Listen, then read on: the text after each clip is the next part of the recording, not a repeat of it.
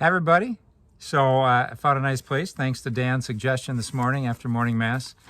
Um, see that nice little water down there rippling in the sunshine? The only downside of this has been a lot of mosquitoes, so I might have to do that a lot, but that was just practice. So Sherman Creek, right? Sherman Creek School. A lot of our parishioners' children go there. And this is just kind of down the hill on Vine Street. So nice place on a hot day, a little cool shade near the water. So I got a bunch of parish news, a couple other things to talk about. Before I forget, sometimes I bring these great props and then I forget to show them. Look at that. St. James, where all are welcome. So that's our logo, right? That's on our letterhead. And then on the other side, can read it. Lord, it is good. Oh, here we go. Lord, it is good that we are here, huh? Matthew 17:4. So that's the story of the Transfiguration, right? Which we're going to hear on Sunday. It's just kind of a coincidence. We prayed this text at Mass, and Christine said, hey, that's what's on our glass. What glass? These are new. We'll probably get these. And you can have one of these if the price is right. No, the price it's not have to do with the price. I think they're free. I think if you just come, but it's for an event. It's for St. James' 75th anniversary party this coming year. The date has changed several times, so I don't even want to tell you. I don't know if it's in the fall. It's got to be in the fall, right? Because it's 1948. So I think we want to do it in 2023. So this fall, sometime, if you come to the party, you get this cool glass. St. James, we're all around. It's good that we are here.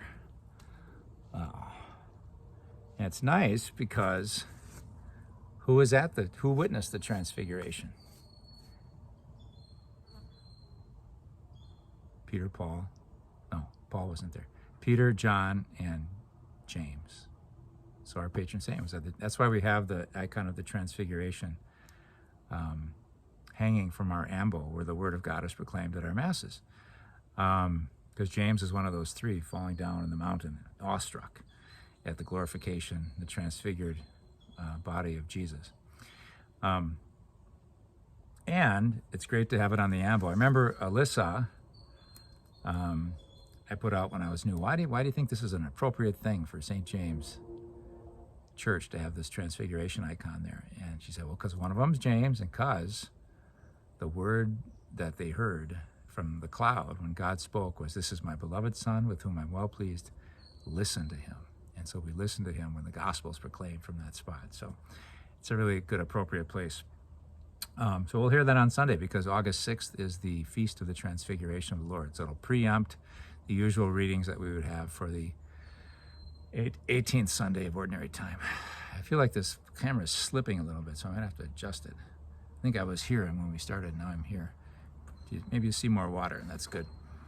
Hopefully it hit a stable spot. We'll see. Okay, so I got a bunch of parish news, mainly Summerfest. So Summerfest is not this weekend, but the coming weekend, August 12th, 13th. The main thing, come, enjoy. In order to make it come off well, though, we need volunteers. And it seems like every year it's a little hard to get a full slate of volunteers much before. It'd be more relaxing for the coordinators if people had volunteered a month in advance, but it never seems to go that way. So you can volunteer online at our website, or you can volunteer on the hard copy paper sheets that are tacked up on the bulletin board in the gathering space. Come early to Mass and sign up, or stay after Mass and sign up this weekend. Everything from helping with the chicken dinner, cleaning up after the chicken dinner, to helping with the children's games or the Plinko board, or usually the beer tent is full of volunteers, but someone said they couldn't make it, but I think that was quickly filled.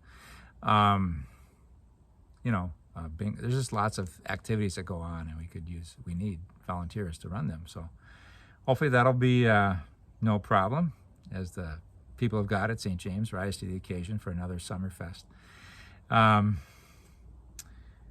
Okay, will call. Tell them your name. What's that? Hey, we had a great response for our Eau Claire Express baseball game, Parish night. That'll be this Sunday. The game's at 2 o'clock. Beth's kind of our coordinator, and she's going to try to get there at 1 to make sure everything's as hospitable as it can be. Because we had 2 methods of sign up, and because we weren't clear, I think, that there was a limit to the Mancino's deck,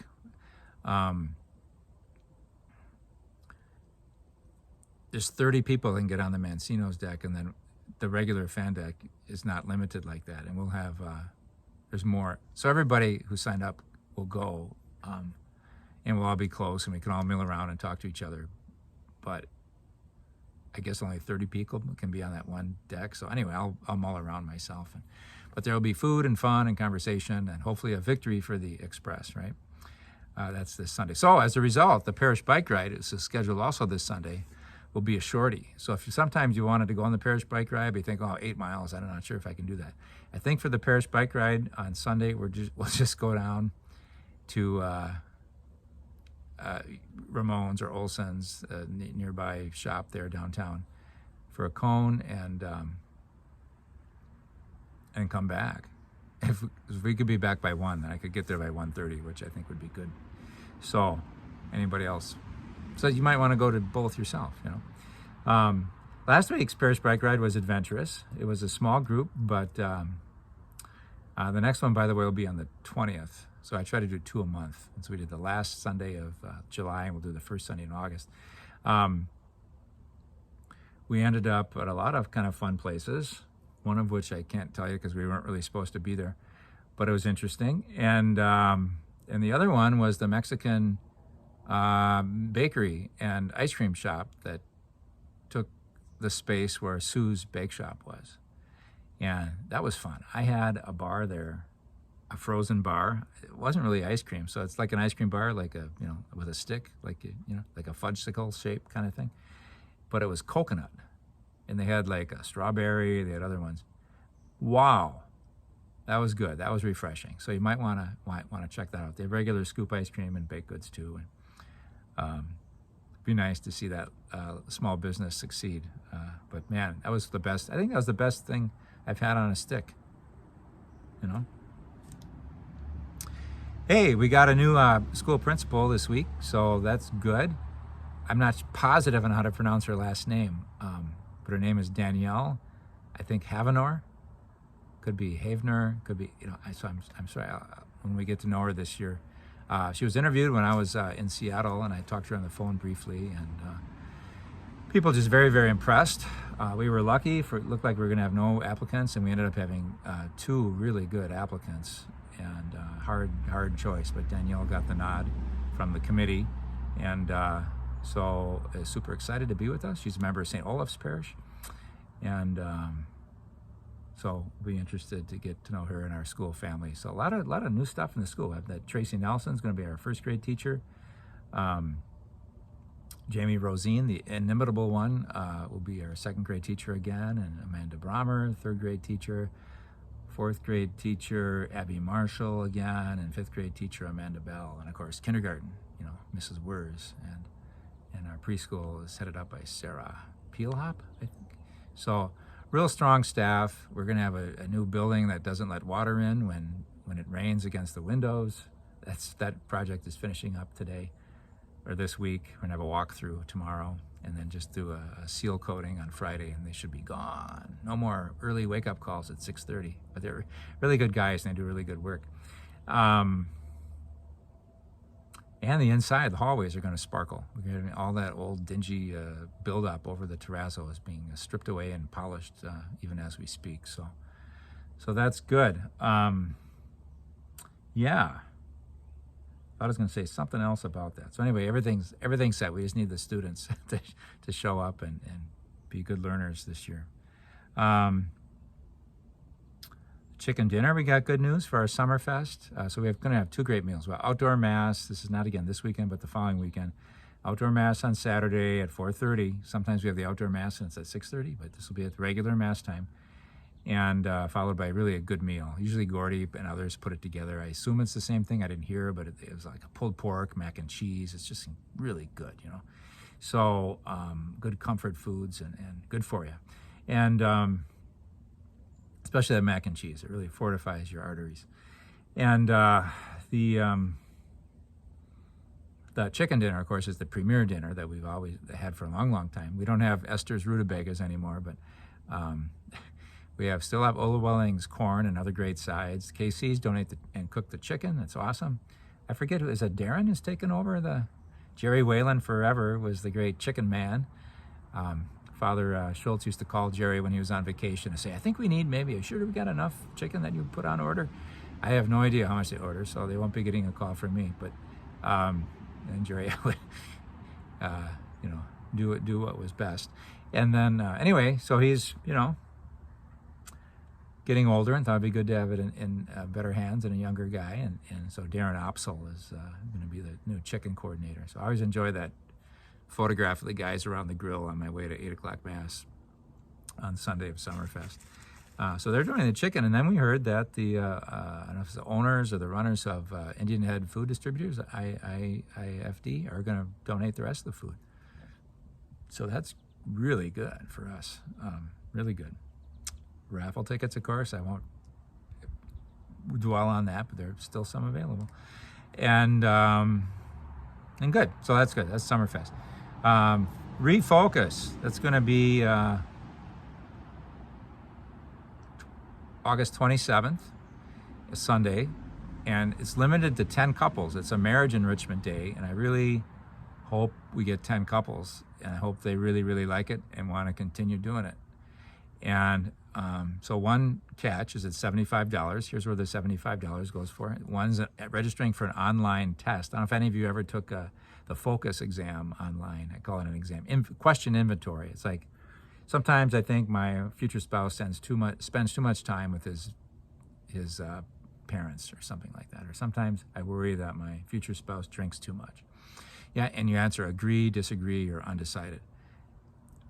This is not the same test, but it's like, I guess it's kind of like that, and it's geared toward, if you have children, if you don't have children, if it's your first marriage.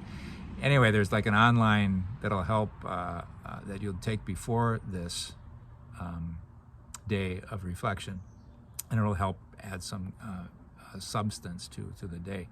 And then $25 is for the food, and $25 is for a really cool keepsake that you'll take home with you, which I heard what it is, and it's really cool. But let's keep it a surprise for now. It's something that you sort of make, and it involves the people who are there. Not just involves, but it'd be like a product that shows the people who are there. Anyway. Okay. 18 can take 35 or 35. Oh, blood drive. So we have blood drive this Monday. You can call the office to sign up or go to redcross.org, and we have about half of capacity right now. 18 people signed up. Apparently what happened was the last time they did it, if you did that and you want to do it again, if you gave Power Reds, you can't do it because you need more time to rebuild up your red blood cells if you did Power Reds. So some people that want to do it couldn't do it on St. James Day. So, yeah. But there's room for that. Usually we fill it up, so we didn't this time. Maybe because it's summer. Heard a nice story today. Well, let's finish Parish news. Maybe that's it. Oh, Isaac. So Isaac Pisher is just graduated high school. Is at his high school graduation party on last Saturday night. And you probably heard or read, if you're following the bulletin or at Mass, that he's going to be going off. I'd say he's going off to seminary. It's not technically seminary. It's like pre-seminary, but it's a year where people from the area, some people from farther away, like New Jersey and some other places, they're going to live, about 10 of them are going to live for a year of pre-seminary formation with an idea of entering seminary the following year. Seminary, if you don't know, it's the school where you study to be a priest. So we're excited to have someone looking into that.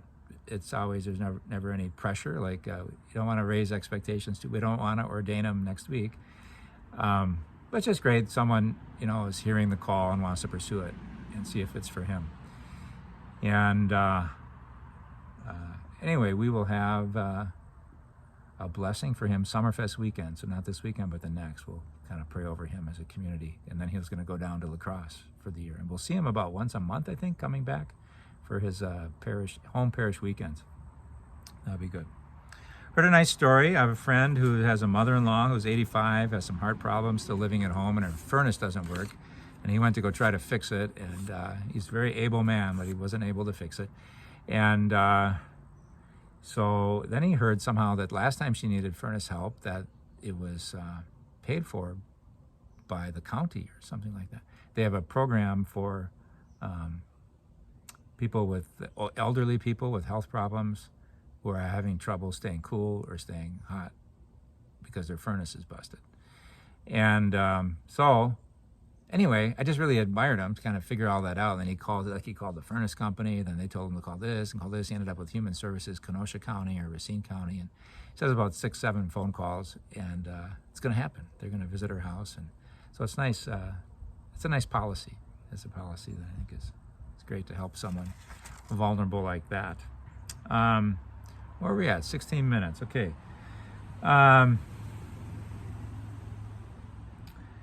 I maybe heard Sinead O'Connor. She was a pop singer and just had a lot of controversy in her life. She's Irish. And I didn't really know her music that well. Anyway, she got really famous in 1992 in not a very pleasant way. Because on Saturday Night Live, she sang a song, and I forget the name of the song or lyrics, but then she held up a picture of Pope John Paul II and tore it. And she said, resist the real enemy, fight the real enemy, something like that. Well, reaction was fierce, of course, in church circles, and really, she was really vilified. And even the next week's Saturday Night Live host made jokes. Anyway, John Paul II didn't vilify her. You know, he was a man of mercy and forgiveness and understanding. And I Googled today if he ever reacted to that anyway, and I didn't find anything. I know that when he was shot and nearly killed, that he forgave the man who shot him, and that's a beautiful story. So I don't think it would be any different with Sinead. Anyway, I was just reading a little bit more about it, and I'm sure if you know her, you know more. But she had a super hard life. She was really physically, emotionally, and sexually abused by her mother. And then she was sent away to like a boarding school, a church boarding school, when she was a teen for being disobedient. And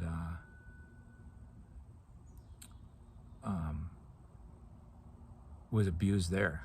Is the Magdalene? There's a movie about it. It was just awful. So it's kind of a church institution, and she suffered abuse there. And so a lot of that is like all this abuse. So this was like 1992. This is the kind of the background for why she was so angry. And let's open our eyes at child abuse that people in the name of church people are doing. You know, and that never really. That's 8 years before it really became a story where it got a lot of sympathy in the United States, the Boston Globe story, and then the real urge to reform and make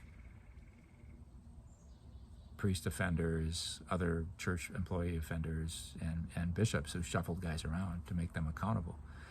So just a real dark, I was going to say a period, but it's not. I don't mean to make it sound like it's done and over. We need to continually be vigilant about all of those awful things. And but she was just keenly aware of it because she was a victim, and trying to raise some awareness then. I don't think people were really ready to hear it then. And it's a there's a billion Catholics. You're taking a picture of the leader and ripping them, so it was really a big statement. And I'm not saying I liked it or that. I remember when it happened and just thinking, what's that, and that was the year I was ordained. So anyway, what I when someone dies, they kind of look at their lives a little bit, and I am very, very sympathetic toward her, and I do regret the way that she was vilified and kind of her career suffered and all those sort of things because of that. And what do you do when someone speaks harsh truth in a way that is offensive? Which, it was. I mean, I think that's what she meant to be. She meant to be offensive, and she was. And I'm not calling her a hero for that exactly, but I think it was a clarion call to wake up to some evils that are going on and in the church. So I think it's too bad that she was vilified, and I guess I do give her credit for her courage and sticking up for herself and for victims of abuse. So anyway, I wanted to mention that. Not really related, but maybe a little bit. So World Youth Days are starting in Portugal. Pope Francis is going to go over there. So I'm seeing a lot in Catholic press about World Youth Day. I read some things in American Magazine that were beautiful. There's a Jesuit priest, Father James Martin. He's kind of famous. He's written a lot of books. He's written a book that I always ask pilgrims who are going to the Holy Land with me to read before we go. And without exception, they find it a really good book. So you don't have to go to the Holy Land to read it. It's called Jesus, a Pilgrimage. It's just about, in fact, it's a good way if you don't think you'll ever get to the Holy Land to sort of experience it through his eyes. It's really, really well written, very accessible. Anyway, he wrote an article in American Magazine, which I just read, and I feel like it's a talk he's prepared to give to the youth on World Youth Day, and that's everything from teens to young adults and their chaperones and everything. But I feel like it's like everything he's written about kind of sandwiched into like a 20-minute talk. It's like, so it's really rich with good stuff. Maybe Kelly can put it in her weekly email. By the way, thanks, Kelly. I don't know if you're watching this or not, but ever since COVID, she's been doing this weekly email to the parish, and there's really good links. There's everything from cool summer recipes or winter recipes, depending on the season, to reflections on the gospel coming up on the Sunday. She puts this chat up on that. I always get a bump in views after her emails goes out. And anyways, thanks, Kelly. It's good content and very accessible. Take it or leave it. Click, don't click. It's offered to you every week. And if you're not getting it and you want it, let us know.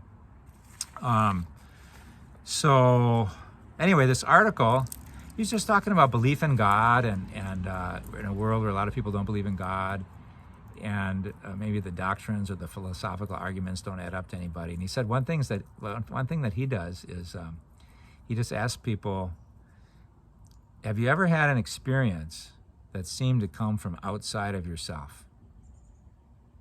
Something that surprised you with deep emotion or wonder or awe. And people generally say yes. And the example he gave was he was talking to an actor who said, I was just walking in a park one day in New York City and the sun was out, and I just felt like I was in the right place, living the right life, and I'm in the right profession.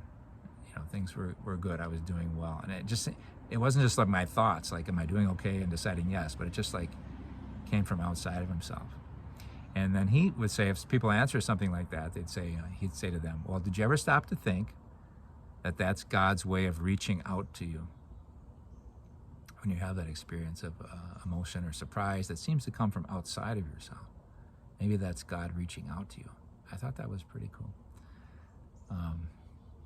I'll bet you've had experiences like that, where something from outside of yourself came to your awareness, thoughts or an emotion. And the first thing I thought about, maybe because I was watching the Tour de France on YouTube, like the last, it was early July, but one of the stops they took was this village in France called Annecy, Anneci, I think. And when I was in college, I had a semester abroad, and during a 1 week break, I bought a pass to take a train wherever I could in France. I thought I'd use my high school French.